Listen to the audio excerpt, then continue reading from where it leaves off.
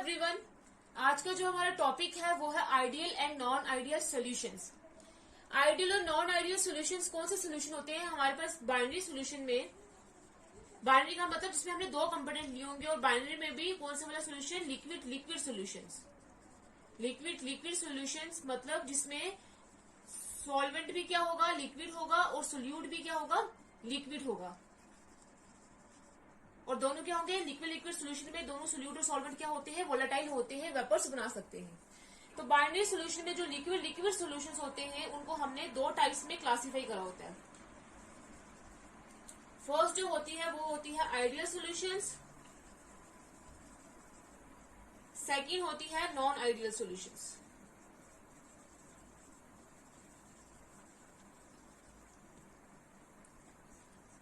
Ideal solutions पहले हम discuss करेंगे कि आइडियल सॉल्यूशंस कौन से होते हैं। आइडियल सॉल्यूशंस ऐसे सॉल्यूशंस होते हैं हमारे पास जो रोल्स लॉ को ओबे करते हैं, which OBCs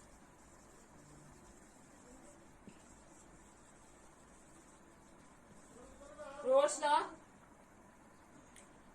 over the entire range of concentration. वो सॉल्यूशन जो रोल्स लॉ को ओबे करते हैं कोई भी कंसंट्रेशन पे, उसको हम क्या बोलते हैं, सभी कंसंट्रेशन में, तो ऐसे सॉल्यूशंस को हम क्या बोलते हैं, आइडियल सॉल्यूशन जो रोल्स लॉ को ओबे करते हैं। अब अकॉर्डिंग टू रोल्स लॉ लेकिन हमने यहाँ पे कौन सा वाला यूज करना है, वोलेटाइल सोल्यूट के लिए, क्योंकि हमने लिक्विड लिक्विड सोल्यूशन लिया है। तो लिक्विड लिक्विड सोल्यूशन में सॉल्वेंट और सोल्यूट दोनों क्या होंगे, लिक्विड होंगे। तो हमने रोल्स लॉ किसके लिए, कौन सा वाला यूज करना है यहाँ पे, वोलेटाइल वाला, Raoult's law for volatile solute. तो according to Raoult's law for volatile solute, जो पार्शियल वेपर प्रेशर होता है दो कंपोनेंट का सोल्यूशन में, वो किसके बराबर होता है। यहाँ पे हमारे पास दो कंपोनेंट्स कौन से हैं, सोल्यूट और सॉल्वेंट। तो अगर हम सोल्यूट का सॉल्वेंट का मानते हैं वेपर प्रेशर PA, और सॉल्वेंट का सोल्यूट का मानते हैं PB, तो वो किसके बराबर हो जाएगा, P0A काई A के बराबर, और P0B काई B के बराबर। ये है अकॉर्डिंग टू रोल्स लॉ।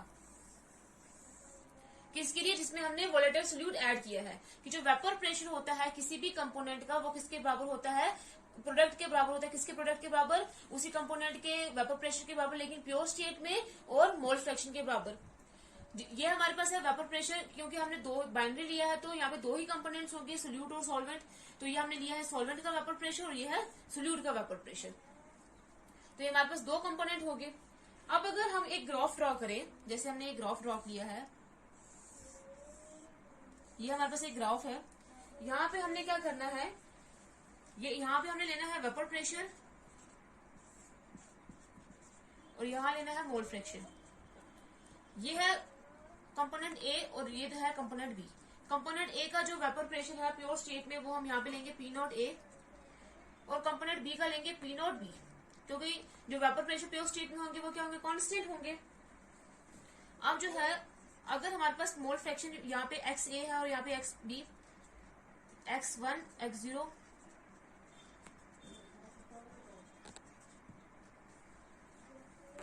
तो हमारे पास ग्राफ कैसा बनेगा,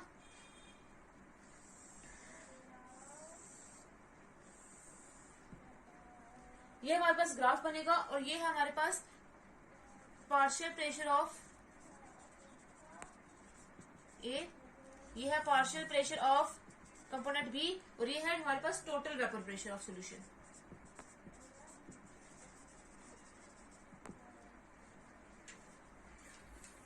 तो इस ग्राफ से हमें क्या पता चल रहा है, पहले हमने क्या लिया, यहाँ पे हमने देखा कि अगर जब हम इसको प्लॉट कर रहे हैं वेपर प्रेशर को, मोल फ्रैक्शन, तो हमें स्ट्रेट लाइंस मिल रही है। अब उसके बाद ये क्या मिल रहा है कि जब हमारे पास मोल फ्रैक्शन कंपोनेंट A की 1 होगी, तो मतलब यहाँ पे हमारे पास कंपोनेंट A और कंपोनेंट B की क्या होगी, काई भी जो है वो 0 होगी।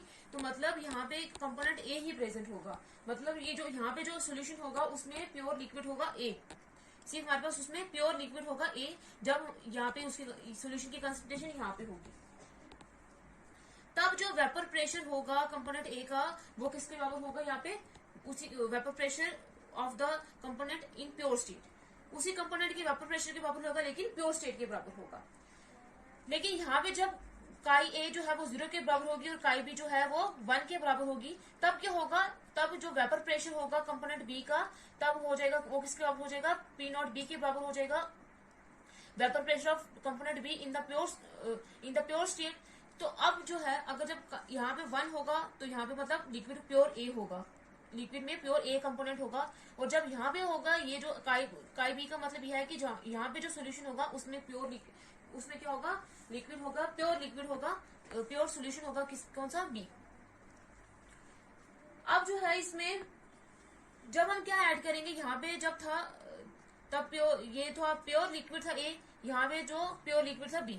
अब अगर हम क्या करेंगे, इसमें हमने सोल्यूट ऐड करना स्टार्ट करा, पहले यहाँ पे था इसका वेपर प्रेशर यहाँ पे, तो जैसे जैसे हम इसमें सोल्यूट ऐड करना स्टार्ट करेंगे, मतलब कंपोनेंट बी ऐड करना स्टार्ट करेंगे, तो इसका वेपर प्रेशर क्या होता जाएगा, डिक्रीज होता जाएगा।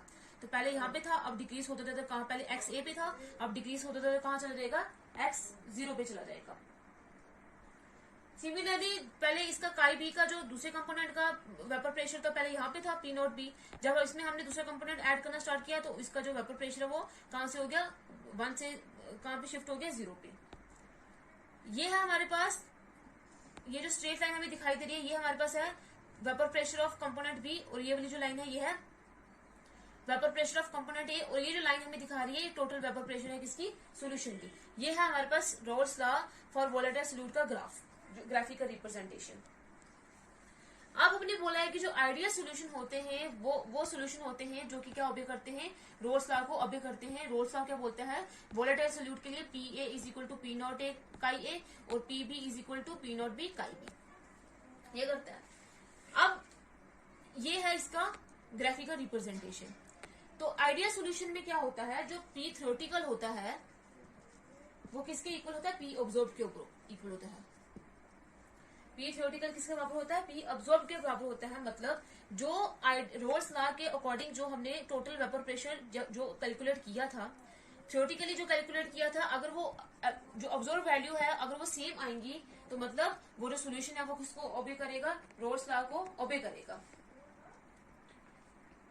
तो अब जो है इसमें जो और जो कंडीशन है आइडियल सोल्यूशन होने की वो ये है कि हमारे पास क्या होता है, इन आइडियल सोल्यूशन जो होते हैं वो ऐसे सोल्यूशंस होते हैं जो कैसे बनते हैं, दो कंपोनेंट से बनते हैं, ऐसे दो कंपोनेंट से बनते हैं जिनका मॉलिक्यूलर साइज जो होता है वो सेम होता है, मॉलिक्यूलर साइज सेम, स्ट्रक्चर जो होगा वो क्या होगा, सेम होगा, और हैव आइडेंटिकल इंटरमॉलिक्यूलर फोर्सेस होगी, आइडेंटिकल इंटरमॉलिक्यूलर फोर्सेस होगी। मतलब जो आइडियल सोल्यूशन है हमारे पास वो कैसे बनेगा, आइडियल सोल्यूशन हमारे पास तब बनेगा जब हमारे पास जो दो कंपोनेंट्स जो हमने लिए हुए हैं उनका मॉलिक्यूलर साइज सेम होगा, उनका स्ट्रक्चर जो है वो ऑलमोस्ट सेम होगा, और उनमें identical intermolecular force of attraction होंगी। जैसे अगर हमने माना है, अगर हमारे पास सोल्यूशन में जैसे अगर पहले कंपोनेंट हमने यहाँ पे ए कंपोनेंट लिया है, कंपोनेंट ए, तो इसके इनके जो मॉलिक्यूल्स के बीच में जो अट्रैक्शन होगी, मतलब ए और ए के मॉलिक्यूल्स में जो अट्रैक्शन होंगी, और यहाँ पे हमने कंपोनेंट लिया है बी, और बी के जो मॉलिक्यूल्स में बीच में जो अट्रैक्शन होगी बी वो किसके बराबर होगी, जब हमने इनको मिक्स करके सोल्यूशन बनाया है तो उसमें ए और बी कंपोनेंट्स आ जाएंगे सोल्यूशन में, तो इनके बीच में जो ए और बी के बीच में जो मॉलिक्यूल्स की इंटरेक्शन होगी वो भी क्या होनी चाहिए, सेम होनी चाहिए। मतलब ये है कि आइडियल सोल्यूशन हमारे पास तब बनेंगे जब जो अट्रैक्शन ए और ए के बीच में थी और बी के बीच में थी, जब हमने इनको मिक्स करके ये सोल्यूशन बनाया है तो जो ए और बी के बीच में जो अट्रैक्शन होगी वो भी क्या होनी चाहिए, सेम होनी चाहिए, वो भी इंटरमॉलिक्यूलर फोर्सेस ऑफ अट्रैक्शन क्या होनी चाहिए, सेम होनी चाहिए, तब जाके हमारे पास क्या बनेगा, एक आइडियल सोल्यूशन बनेगा। उसके बाद नेक्स्ट ये है कि जब हम एक आइडियल सोल्यूशन बनाते हैं तो चेंज इन वॉल्यूम होती है, जो चेंज इन वॉल्यूम होती है वो 0 के बराबर होती है। चेंज इन वॉल्यूम किसके बराबर होगी, 0 के बराबर होगी। जैसे अगर हमारे पास एक कंपोनेंट है, कंपोनेंट ए, ये हमने लिया है 5 ml, सपोज करते हैं, इसको हमने ऐड किया है कंपोनेंट बी में, जो हमने लिया है वो भी 5 ml लिया है। जब ये आपस में पूरे टोटल कितने हो गए, 5 और 5 कितने हो गए, 10। जब ये हम आपस में मिक्स करेंगे तो ये जब सोल्यूशन बनाएंगे a प्लस बी, तो हमारे पास जो वॉल्यूम होनी चाहिए टोटल क्या होनी चाहिए, 10 ml। यहाँ पे भी टोटल 10 ml थी, यहाँ पे भी 10 ml। तो आइडियल सोल्यूशन वो सोल्यूशंस होते हैं जिनमें चेंज इन वॉल्यूम होती है, जब इनको मिक्स करते हैं वो किसके बराबर होती है, 0 के बराबर होती है। मतलब उनमें चेंज जो होता है बिल्कुल नहीं होता है, जो जब ये कंबाइन कर रहे होते हैं तब जो वॉल्यूम होती है सेम रहती है सोल्यूशन में, तब हम बोलेंगे कि ये हमारे पास सोल्यूशन क्या है, एक आइडियल सोल्यूशन है। तब हम क्या बोलेंगे, एक सोल्यूशन हमारे पास क्या है, आइडियल सोल्यूशन है। नेक्स्ट जो हमारे पास जो कंडीशन है वो ये है कि ये जो हमारे पास आइडियल सोल्यूशन होते हैं उनमें जो डेल्टा एच जो होता है वो 0 के बराबर होता है, मतलब चेंज इन इंथैल्पी जो होता है वो 0 के बराबर होता है। Change in enthalpy is equal to 0। क्यों ऐसा होता है कि change in enthalpy ideal solution में 0 के बराबर होती है? जैसे सपोज अगर हमारे पास ए मॉलिक्यूल से किसके कंपोनेंट ए के और बी भी मॉलिक्यूल से कंपोनेंट बी के, जब ये आपस में रिएक्ट करेंगे तो ये ए बी बना देंगे, सोल्यूशन बना देंगे। अब पहले हम रिएक्शन को बैलेंस करेंगे, यहाँ पे 2 मॉलिक्यूल्स तो यहाँ पे 2AB आ जाएगा, तो ये होगी रिएक्शन हमारे पास बैलेंस्ड। अगर हमने जितना इस बॉन्ड को पहले हम ब्रेक करेंगे तभी जाके ये जो हमारे पास नया जो प्रोडक्ट है वो बनेगा। तो जितनी एनर्जी इस बॉन्ड को ब्रेक करने में लग रही है, सपोज करते हैं कि हमने इनको एनर्जी लगाई है, इस बॉन्ड को ब्रेक करने के लिए भी हमने एनर्जी लगाई है 10 और इस बॉन्ड को ब्रेक करने के लिए भी हमने एनर्जी लगाई है 10, तो टोटल कितनी होगी हमारे पास 20 होगी।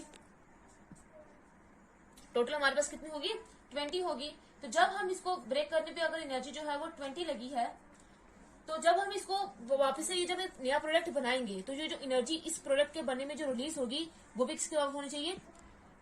अगर एक के करेंगे तो 10 होगा, 2 यहाँ पे 2 है तो हमारे पास कितना हो जाएगा 20। तो टोटल एनर्जी जो हमने बॉन्ड ब्रेक करने में लगाई है वो किसके बराबर है? जो टोटल एनर्जी रिलीज हुई है, मतलब दोनों एनर्जीज जो है वो सेम है। इसकी बॉन्ड स्ट्रेंथ सेम है और इसकी बॉन्ड स्ट्रेंथ भी क्या है? सेम है। तो इसलिए हम बोलते हैं कि जो डेल्टा एच होता है, जो चेंज इन एनर्जी होती है ड्यूरिंग जब कोई हम आइडियल सोल्यूशन बना रहे होते हैं, वो डेल्टा एच किसके बराबर होती है? 0 के बराबर होती है। यहाँ पे हमने जब एनर्जी लगाई वो भी +20 लगाई, जो एनर्जी रिलीज होती है तो उसको माइनस में लिखते हैं, -20 तो प्लस माइनस माइनस हो जाएगा, तो ये कैंसिल हो जाएंगे, तो 0 के बराबर। तो डेल्टा एच किसके बराबर आ जाएगा? 0 के बराबर आ जाएगा। तो इसलिए हम बोलते हैं कि आइडियल सोल्यूशन में डेल्टा एच जो होता है वो 0 के बराबर होता है, डेल्टा वी जो होता है चेंज इन वॉल्यूम वो भी 0 के बराबर होता है।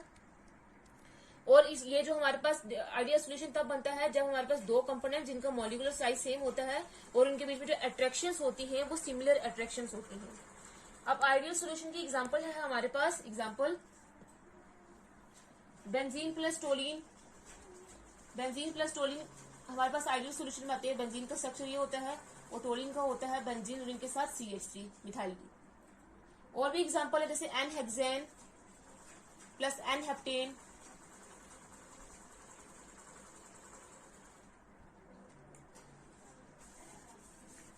उसके बाद नेक्स्ट जो एग्जांपल है वो है हमारे पास